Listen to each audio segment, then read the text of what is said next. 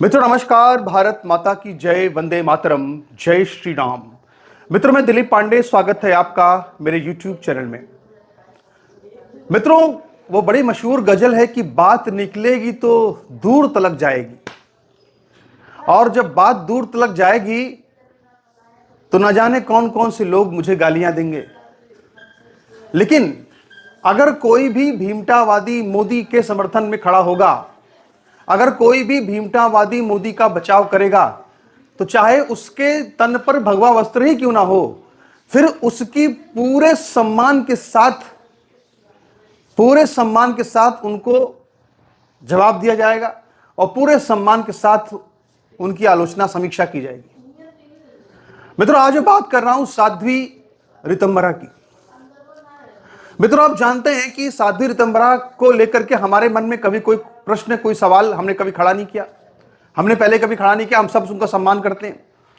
लेकिन BJP IT cell ने अपना मतलब सिद्ध करने के लिए, मोदी का बचाव करने के लिए, ना सिर्फ बीजेपी की आईटी सेल बल्कि बीजेपी के वो बड़े बड़े राष्ट्रीय प्रवक्ता जो अब तक खामोश बैठे हुए थे, यूजीसी की डिबेट का किससे भाग खड़े हुए थे, उन्होंने भी साध्वी ऋतंभरा का भाषण लगा करके यह साबित करने की कोशिश की कि हिंदू को बंटना नहीं चाहिए। सामान्य वर्ग के जो लोग हैं वो अपने अधिकारों की मांग करना छोड़ दें। अगर उनके बच्चों पर यूजीसी एक्ट लगे तो गलत क्या है, कोई बात नहीं, उनको सहना चाहिए, क्योंकि हिंदू समाज की एकता आवश्यक है। मतलब हम हिंदू समाज की एकता का सारा ठेकेदारी सिर्फ हमारे ऊपर है और कोई इससे लेना देना नहीं है। बहुत सारे लोग जो पिछड़े वर्ग के हैं वो सिर्फ इसलिए आज हमारे खिलाफ बोल रहे हैं क्योंकि उनके नेता मोदी जी हैं, वो पिछड़े वर्ग से आते हैं, इसलिए वो जो खुद इतने घोर जातिवादी हैं वो हमें बता रहे हैं। और हम ब्राह्मण तो वो हैं जो रावण का पुतला जलवाते हैं। रावण भी तो बहुत बड़ा एक ब्राह्मण ज्ञानी था, लेकिन जलवाते हैं ना उसका पुतला। किसने जलवाया? ब्राह्मणों ने जलवाया पुतला रावण का।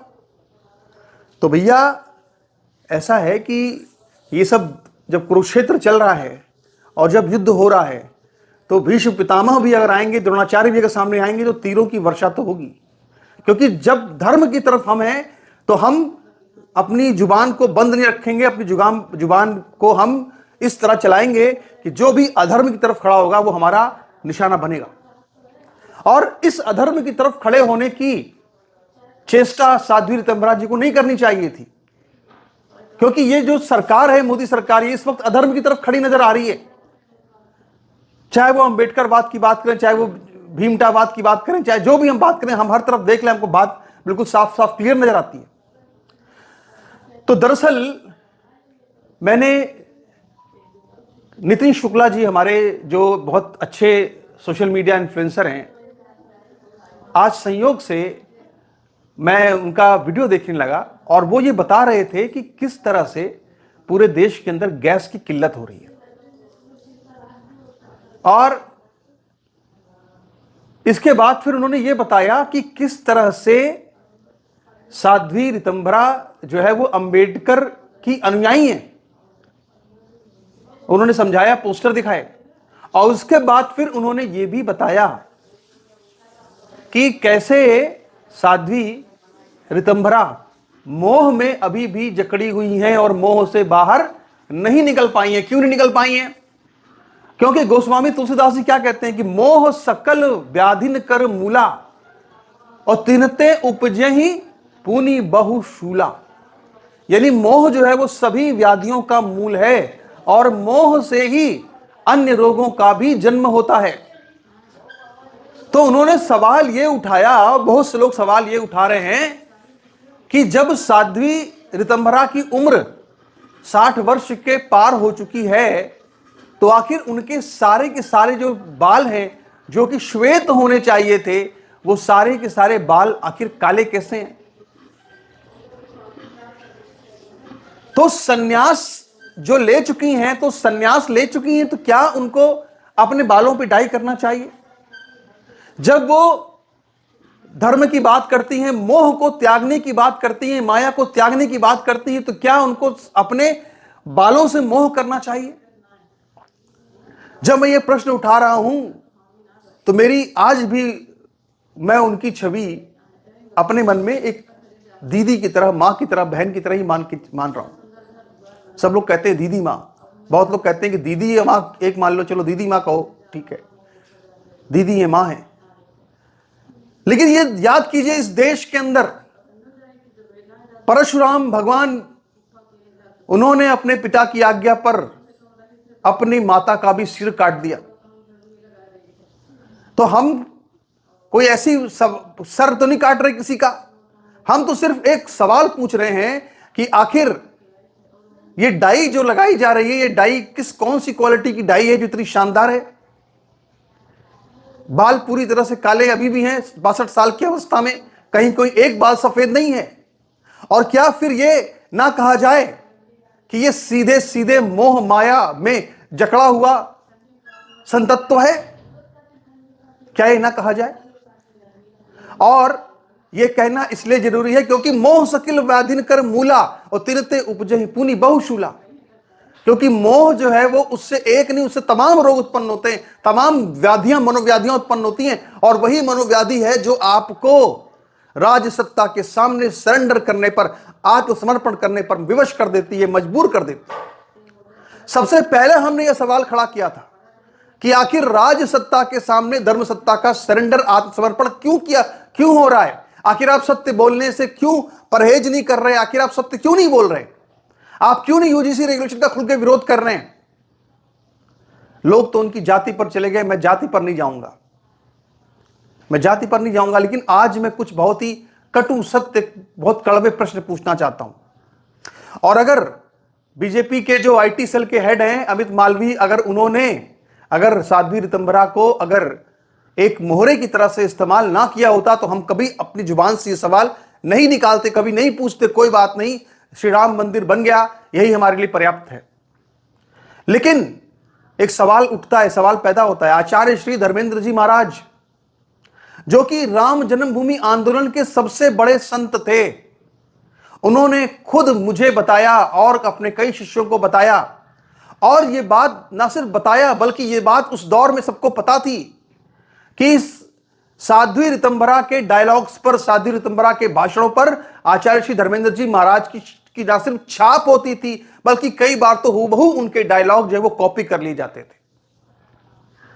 जानने वाले लोग जानते हैं कि जो पुराने लोग हैं कि साध्वी ऋतंभरा के गुरु अगर सुबह जो है वो आचार्य धर्मेंद्र जी महाराज की अगर भाषण चल रहा है तो सुबह जाकर के वही भाषण के मंच पर जाकर टेप रिकॉर्डर रख करके सरेआम टेप की रिकॉर्डिंग करते थे।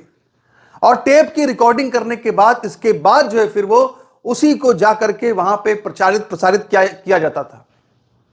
मैंने वही टेप रिकॉर्डर जो था, वही टेप रिकॉर्डर सुन करके इसके बाद डायलॉग लिख करके सीधे सीधे वो बातें बोल दी जाती थी। तो ऐसे में फिर प्रश्न उठता है, सवाल उठता है कि आखिर आपकी बौद्धिक ईमानदारी का क्या स्तर है?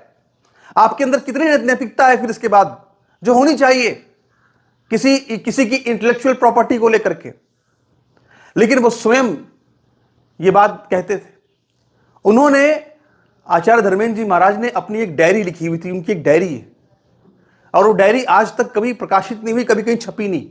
वो उनकी रोज नामचा डायरी थी, इसमें अपनी रोज की घटनाएं लिखते थे, ऐसा हमें जानकारी है। लेकिन कभी भी उनके परिवार ने, क्योंकि वो अगर वो छपेगी फिर तो पूरे ये जो संघ का हिंदुत्व है इसकी पूरी पोल पट्टी खुल जाएगी। लेकिन उन्होंने वो अपनी बातें कहते थे। और सबसे बड़ी बात क्या है? सबसे बड़ी बात यह है कि आखिर जब इसका विरोध शुरू हुआ उस समाज के बीच में, तो उस दौरान फिर यह कहा गया कि भाई आपकी बौद्धिक ईमानदारी पर प्रश्न है। तो उस समय लोगों ने यह कहा कोई बात नहीं, वो भी आचार्य धर्मेंद्र जी महाराज के विचारों को ही तो आगे बढ़ा रही हैं, गलत क्या है इसमें? लेकिन गलत तो कहीं कुछ नहीं है। बहुत से लोग हमारे भी लेख, वीडियो, विचार कॉपी कर लेते हैं। हाँ, लेकिन मेरी आदत है कि अगर मैं किसी के विचार लेता हूं उसको क्रेडिट जरूर देता हूं। जैसे नितिन शुक्ला जी ने बताया जो मोह माया वाली बात, तो मैंने उनका नाम लिया। तो मेरा यह कहना है स्पष्ट रूप से, साफ साफ, कि भाई आप जब खुद मोह में डूबे हुए हैं, आपको जब अपने बालों को काले करने की फिक्र है, तो किस बात के आप सन्यास की बात करते हैं? किस बात के आप धर्म की बात करते हैं? किस बात पे आप अपने त्याग की बात करते हैं? किस बात पे आप अपने बलिदान की बात करते हैं? सच ये है कि उस वक्त जितने भी बड़े बड़े नारे थे वो किसने दिए थे? बच्चा बच्चा राम का, जन्मभूमि के काम का, ये नारा आचार्य धर्मेंद्र का नारा था। ये आचार्य धर्मेंद्र जी महाराज का नारा था।